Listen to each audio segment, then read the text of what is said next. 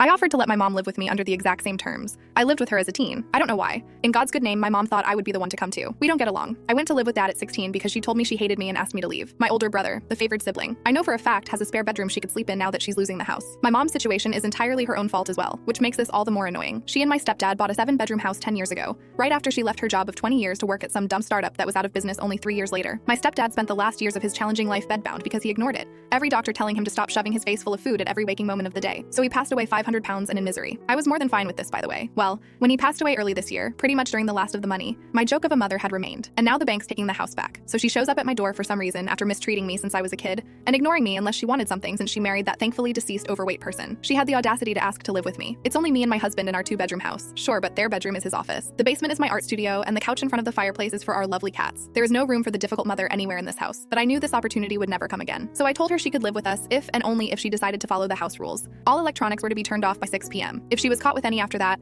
they would be taken away and sold at the next yard. Sale to that time was $730. If I caught her up, I would take away all of her clothing for the week. 3, she may only shower for 5 minutes once every 3 days. 4, ultras must be dead the moment she wakes up. If I roll out of bed and they are not, she will not be getting meals for the day. 5, she must make sure she is alert at all times. If I and hubby need something done, it is to be done at that moment or else she will lose her bedding privileges for the night. 6, she will be in charge of cooking 1 meal each day that I choose. If it is not made to my liking, she will not be allowed to join us and instead will eat the cheapest frozen meal available. 7, I will be reading all her mail, text messages, and emails. I will give her the ones I deem acceptable communication under my roof. 8 of her cars will be my own personal travel car. She will also drive me wherever I want. She will still have to pay for gas. And last but not least, if at any point she displeases me, I will be calling my brother up to pick her up from a nearby gas station. I will get to choose what she takes to put in a torn-up backpack before dropping her off without looking back. She called me a cruel person, told me these conditions were unfair, and asked if I was insane. These were the exact conditions I lived under for years as a teenager. The exact conditions she tormented me with for years until she finally let me go live with the one parent that loved me. And these would be the conditions she would suffer under if she dared to ask me to harm her worthless negative presence. I don't know where she went after she stormed out of my house. My brother called me and told me I have the biggest balls in the family for the stunt I pulled. From the sounds of it though, none of the spawn want the brood mother to live with them.